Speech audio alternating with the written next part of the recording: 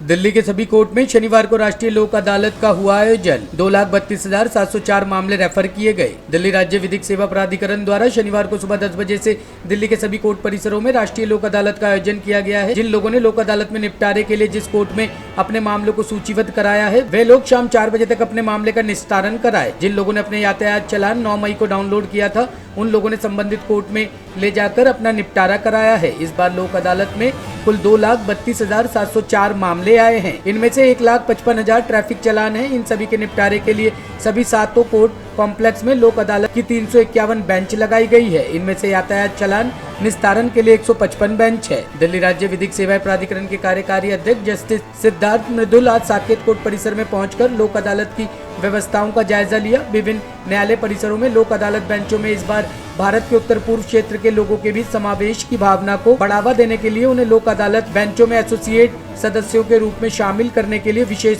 प्रयास किए गए हैं। आपको बता दें कि 11 फरवरी को आयोजित हुई पहली राष्ट्रीय लोक अदालत में 1,52,000 से ज्यादा मामलों का निस्तारण हुआ था। साथ ही 3,000 करोड़ रुपए से अधिक के राजस्व की प्राप्ति हुई थी। इस अवसर पर राउस एवेन्यू कोर्ट परिसर में मुकेश कुमार गुप्ता DSLSA के सदस्य सचिव ने कहा कि न्यायमूर्ति सिद्धार्थ मृदुल, न्यायाधीश दिल्ली उच्च न्यायालय और कार्यकारी अध्यक्ष DSLSA के समक्ष नेतृत्व और मार्गदर्शन के तहत DSLSA ने हमेशा दोनों पक्षों के विवाद समाधान के लिए ADR तकनीकों को बढ़ावा देने का प्रयास किया है। कोर्ट संस्थागत चरण के साथ साथ कानूनी चरणों में भी उन्होंने कहा कि मामलों का एक विविध गुलदस्ता जैसे कि धारा 138 negotiable instrument act, criminal compoundable case, civil case, MACT case, bank recovery मामले, वैवाहिक विवाद, भूमि अधिग्रहण के मामले और श्रम विवादों से जुड़े मामले इस बार मध्यस्थता और सुलह अधिनियम के तहत मामलों को निपटारे के लिए लिया गया। इसके अतिरिक्त निपटान के लिए कंपाउंडेबल ट्रैफिक चालान भी लिए गए। आप सबका स्वागत है, धन्यवाद।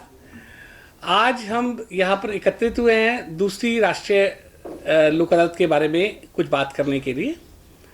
ये इस साल की दूसरी राष्ट्रीय लोक अदालत है। पहली फरवरी में हुई थी।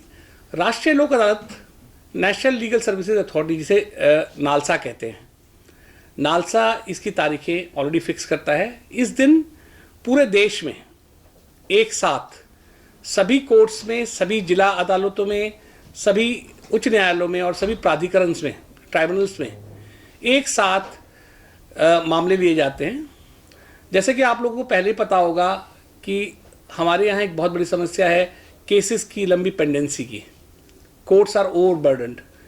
इफ़ यू सी द जज सिटिजन रेशो, हमारे पास इंडिया में जज सिटिजन रेशो 1000 से ऊपर है, जो कि बाकी कुछ कंट्रीज़ में 50 के आसपास है।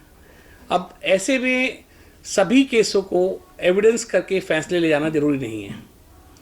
राष्ट्रीय लोक अदालत, जो कि नालसा और स्टेट लीगल सर्विसेज अथॉरिटी सभी डिस्ट्रिक्ट में कराती हैं, एक ऐसा प्रयास है जिसके द्वारा वो सब मामले जो एमिकेबल सेटलमेंट जिसमें हो सकती है, जो सौहार्दपूर्ण समझौते से पार्टीज अपने साथ बैठ के कर सकती हैं, वो सब मामले जो कि छोटे मामले हैं, जो इतने सीरियस नहीं है कि उनको ट्रायल की ज़रूरत रहे।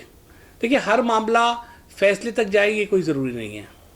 और हर मामला अगर फैसले तक जाएगा तो जैसा आप समझते हैं, हमारे यहाँ एडजुडिकेटरी सिस्टम है जो है वो एडवर्सोरियल है। तो एक पार्टी जीतती है, एक पार्टी हारती है।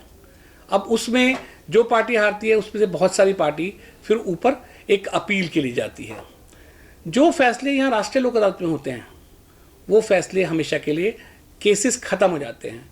एक ऑल्टरनेटिव डिस्प्यूट रेजोल्यूशन मैकेनिज्म जिसे कहते हैं हम, ADR मैकेनिज्म, उसके द्वारा ये सब मामले लिए जाते हैं। जिसमें आप अगर देखें आज की तारीख में जो मामले लिए गए हैं, मेनली फोकस जिन पर है वो क्रिमिनल कंपाउंडेबल केसेस हैं, प्ली बार्गेन केसेस हैं, मोटर एक्सीडेंट क्लेम्स हैं, आर्बिट्रेशन मैटर्स हैं, मनी रिकवरीज हैं, बैंक रिकवरीज हैं, और इन सब के साथ ट्रैफिक के चालान जो आप सब लोगों ने भी फेस किया होगा, वो सब एक बहुत अच्छी संख्या में लेकर एक साथ प्रयास है कि उनको ख़त्म किया जाए। इस बार का मैं बहुत खुशी के साथ कह पाऊंगा कि हमारा जो रेफरल है, जिसे कहते हैं कि केसेस आज जो रेफ़र किए गए कोर्ट्स में, वो हाईएस्ट है आज तक का, 2,32,704।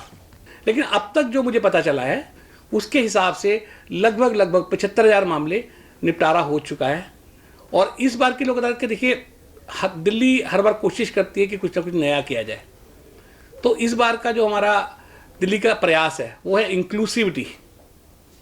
हम समाज के हर उस वर्ग के व्यक्ति को ले सकें जो कि डिप्राइव्ड सेक्शन से हैं, जो कि विक्टिम्स रहे हैं कभी ना कभी, सीनियर सिटीजन्स हैं। इस बार अगर आपको मुझे ये कहते हुए खुशी हो रही है कि अगर इस बार मैं स्पेशल बेंचेस की बात करूं जो एसोसिएट मेंबर्स लिए गए हैं, उसमें हमने 15 ट्रांसजेंडर्स लिए हैं, 13 सीनियर सिटीजन्स लिए हैं, 15 एसिड अटैक विक्टिम्स लिए हैं।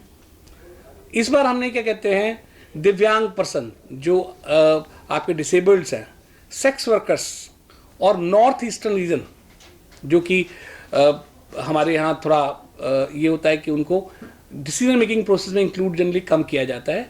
इस बार हमने नॉर्थ ईस्टर्न रीजन के 14 लोगों को इंक्लूड किया। तो ऐसी 63 बेंचेस बनाई गई हैं जो स्पेशल बेंचेस हैं, जिसमें समाज के उन सब लोगों को लिया गया है जो अब तक रिप्रेजेंटेड कम होते थे।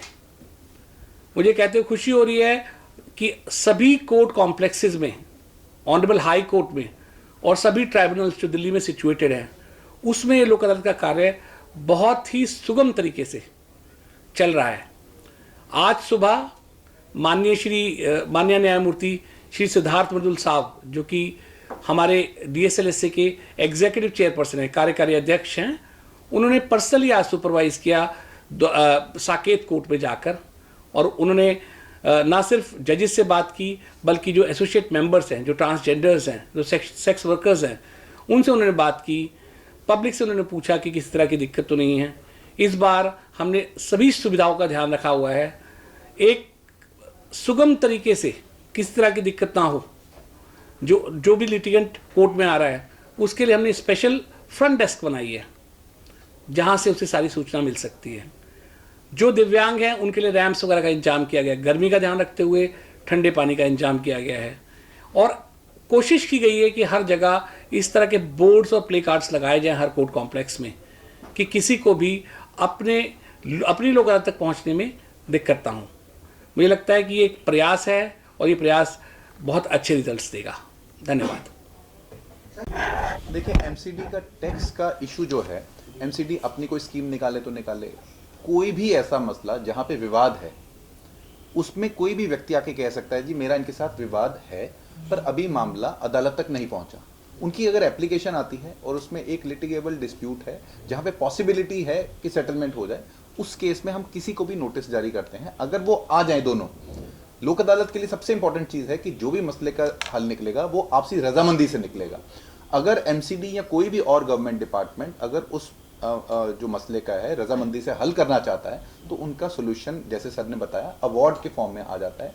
वो अवार्ड बाध्य होता है और वो अवार्ड की ना कोई अपील है ना ही वो आगे जाता है। तो वो मसले भी हल हो सकते हैं प्रोवाइडेड एमसीडी की रेगुलेशंस के मुताबिक एमसीडी के जो ऑफिशियल्स हैं उसके सेटल कर सकते हैं।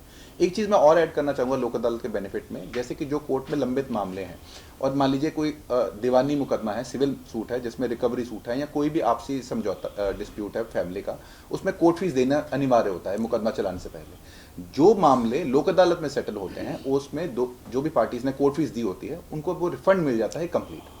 ये भी एक बहुत बड़ा एडवांटेज है लोक अदालत में, जब सेटल होता है लोगों की जो कोर्ट फीस दी होती है वो सारी की सारी कोर्ट फीस रिफंड हो जाती है। लोक अदालत में सर आने के लिए दोनों पार्टी को सहमति होनी जरूरी है या एक पार्टी रिक्वेस्ट करे कि हमारा फैसला करा दें? देखिए कि मैंने बात की मैटर जो अभी अदालत तक नहीं पहुंचा, उसमें अगर एक भी पार्टी आके एप्लीकेशन लगाती है मेरा मामला इस लोक अदालत में टेकअप कर जाए, वो टेकअप होता है। नोटिस अगर दूसरी पार्टी आ जाती है तो समझौता होता है, नहीं तो वो केस अनसेटल्ड रह जाता है।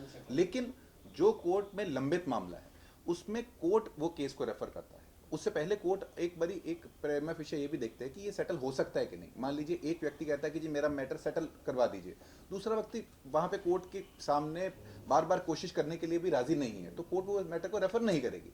यहाँ पे कोर्ट को लगता है कि एलिमेंट ऑफ सेटलमेंट है, हाँ जी ये दोनों राजी हो सकते हैं, दोनों बात करने के लिए तैयार हैं, उस तरह के सारे मैटर्स कोर्ट फिर रेफर करते हैं जो कंपाउंडेबल हों या लोक अदालत के सामने पुट अप कर सकते हैं। इस जागरूकता अभियान टॉप स्टोरी ब्यूरो के लिए दिल्ली से हेमंत कुमार की रिपोर्ट।